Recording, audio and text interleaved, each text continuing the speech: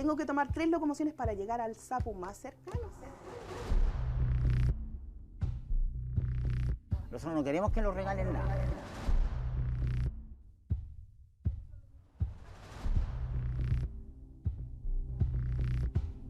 Esa desigualdad es que está mal pelado el chancho. Saquen un pañuelo, levanten, enciendan un fósforo, hagan una manifestación que se pueda ver en los diferentes rincones de Chile. Era parte de la campaña Chile Ayuda a Chile.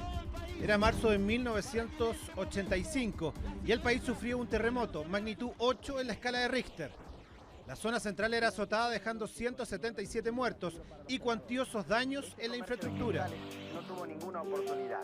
Es el Chile en que la pobreza se encumbraba por sobre el 45% y el año en que por primera vez se catastraba a las familias que vivían en campamentos. Ahí fue que se cuantificó en 40.000 de ellas habitando estos terrenos. Una cifra que casi 4 décadas después es superada. Es que hoy, en lo que pareciera ser un contrasentido con el avance económico del país, tenemos en Chile más familias viviendo en campamentos que en 1985. En la actualidad hay más de 47.000 familias que aún viven así, en asentamientos precarios, en los que faltan servicios básicos como agua potable, electricidad o alcantarillado. Espacios segregados, zonas que eran conocidas en la década del 30, respectivamente como poblaciones callampa, y que hoy conocemos como campamentos. Un lugar que es mucho más que un concepto, es el hogar de muchos chilenos.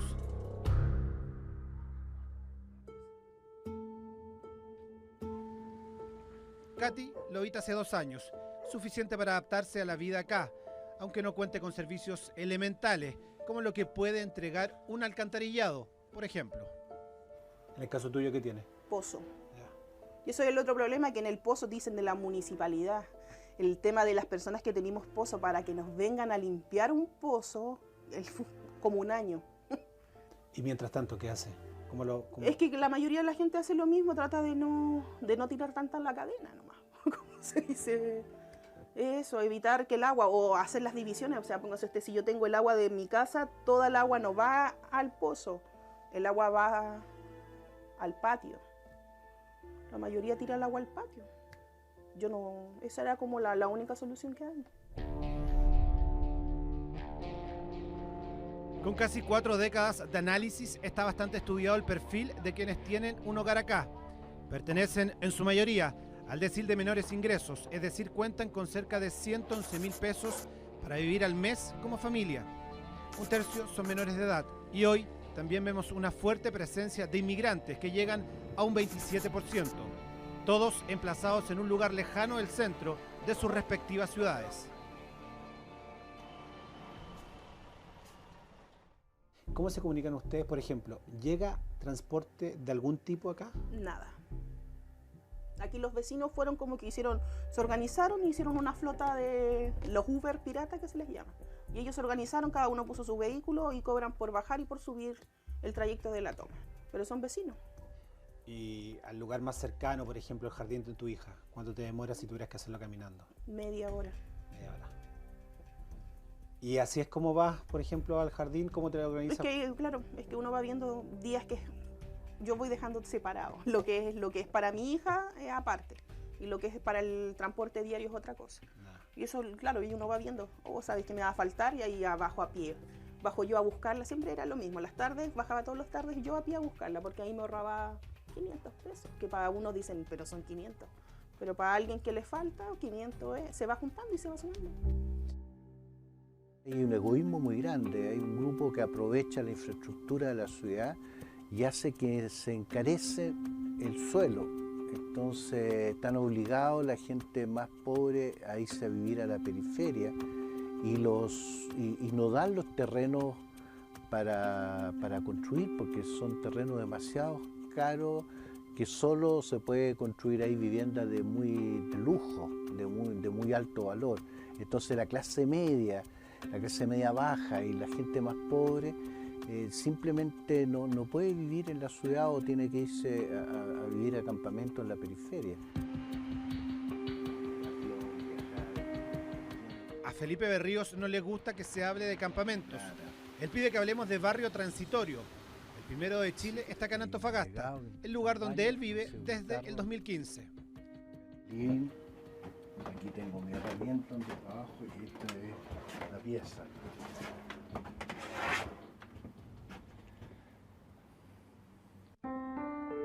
Como jesuita que es, su idea fue vivir entre los pobres y desde ahí es que se ha transformado en vocero de quienes tienen una casa en algún campamento del país. Así que conoce las carencias, pero también puede hablar en primera persona de lo que explica para él que después de tanto tiempo sea virtualmente imposible dejar de ver a chilenos viviendo en estas condiciones. Se detiene en el cada vez más caro precio del suelo. Aunque fuera el acceso a la vivienda un derecho constitucional, tendríamos el problema que en las grandes ciudades se necesita construir en altura. Y si las comunas más ricas o los barrios más ricos empiezan a alegar que ellos no quieren edificios en altura, significa entonces que sube el valor del suelo y la clase media o los más pobres no pueden vivir en las ciudades. Los costos hoy día no son los costos justos, el valor del suelo es altísimo, sobre todo en algunos lugares, y eso hace que las personas de grupos más vulnerables o las personas más empobrecidas les cueste aún mucho más poder acceder. Desde el Ministerio de Vivienda y Urbanismo coinciden en que uno de los grandes problemas para erradicar los campamentos es precisamente el precio del suelo, pero advierten, después de comprar este terreno hay que pensar en integrar. Ahí viene el otro desafío. Esto no es una tarea exclusivamente del Ministerio de Vivienda y Urbanismo. La situación en campamentos es mucho más amplia. Tengo que apoyar los temas educacionales, los temas de acceso al trabajo, los temas de acceso a la salud. No se soluciona 100% entregando una vivienda, y eso también lo hemos ido aprendiendo con los años. Vivir en campamentos no es solo falta de servicios básicos, es también exclusión de algunos otros servicios. Desde el transporte público hasta el acceso a la salud, son prestaciones que no llegan a un espacio que se toma originalmente, pero en el cual se terminan por instalar más y más familias, lejos de la planificación urbana. Todos me dicen, lleva a la niña al sapo si tiene fiebre. Para ir al sapo tengo que tomar 3 cosas. Si mi niña está enferma no puedo bajar con ella a pie. ¿Me entiendes? Tengo que tomar 3 locomociones para llegar al sapo más cercano. O sea, y para llegar al hospital lo mismo, son 2 locomociones.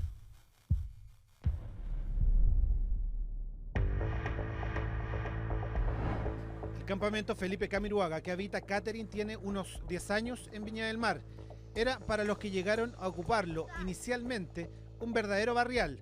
Hoy las calles de tierra sirven para dividir el campamento en comités que se organizan.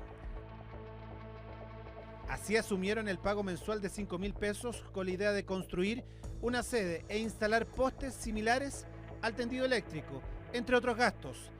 Hacer el campamento un lugar habitable, nos cuentan, aunque sea con servicios ilegalmente instalados. Hasta cuentan con este lugar, que todos conocen como el supermercado.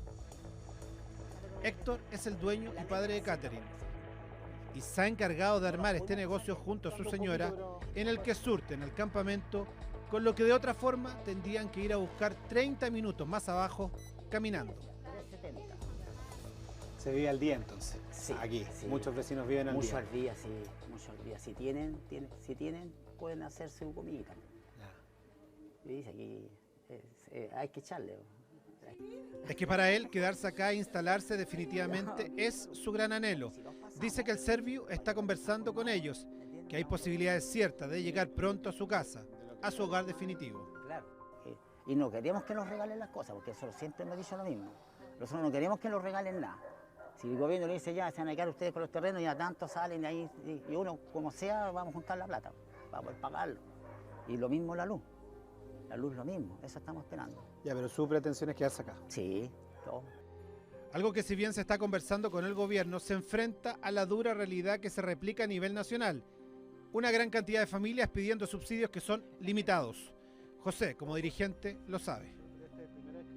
Las políticas que se han llevado quizás en estos 3 años, y tiene que ver algo con el estallido social, es que de 5.000 personas que están postulando aquí en Viña, que realmente son 5.600 familias que postulan para un subsidio, están entregando 400 o 450 subsidios. O sea, no cumple ni siquiera el 10% de la demanda que hay de casas sociales. Entonces, si le entiendo bien, las pocas oportunidades que entrega el Estado a claro, familias como la suya, la de sus vecinos, es la que hace que se mantengan acá. ¿Esa es su visión? Exacto. Ah. Porque, como le digo, si los subsidios que son muy bajos a la cantidad de familias que requieren una casa. Así es como aquella promesa de erradicar los campamentos que se hizo en algún momento de la historia habitacional de Chile no es más que una buena idea sin piso real. Esto a pesar de que el país ha avanzado económicamente en las últimas décadas, pasando de $1.400 per cápita en 1985 a más de 15.000 en 2019, según el Fondo Monetario Internacional, y la pobreza bajó sustantivamente de un 45% a un 8.6%. Entonces, ¿qué pasa? ¿Por qué las familias viviendo en campamentos siguen creciendo igual? Entonces, cuando hablamos de cuáles son las causas, o sea, encontramos una dificultad de acceder a la vivienda de las familias que se van a vivir a campamentos porque no pueden costear los arriendos, porque tampoco pueden acceder a una vivienda propia en el mercado. Los subsidios, como vemos, no dan abasto porque el déficit habitacional sigue aumentando. Para mí es irresponsable decir que en pocos años se acaban los campamentos en Chile. ¿Por qué? Porque como hay muchos campamentos invisibles, a medida que vamos dando soluciones de manera masiva a familias de campamento, estos se van poblando en muchos de los lugares. Por eso que decir que aquí a pocos años más esta situación se termina, la verdad que no es responsable. ¿Qué hacer entonces para incluir a esas 47.000 familias que viven en campamentos? Yo creo que hay que destrabar y eliminar las barreras, precisamente también para bajar esta carga de prejuicio o desmitificar el que las personas quieren que les regalen las cosas. Con el crecimiento que tiene Chile, con el nivel económico que tiene hoy día, no debiera haber campamentos. Esta es una ciudad, por ejemplo, que tiene más de $27.000 per cápita. Hay gente que vive acá como si viviera en Europa y hay otros que vivimos acá en campamentos de tierra, sin agua potable, sin alcantarillado. Esa desigualdad es que está mal pelado el chancho.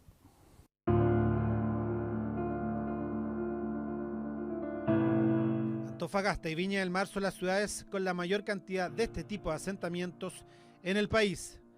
Ahí es donde seguirá viviendo Felipe Berríos y en donde pasa sus días Catherine. Parte de esas 47.000 familias que hoy, incluso más que en 1985, siguen viviendo en campamentos.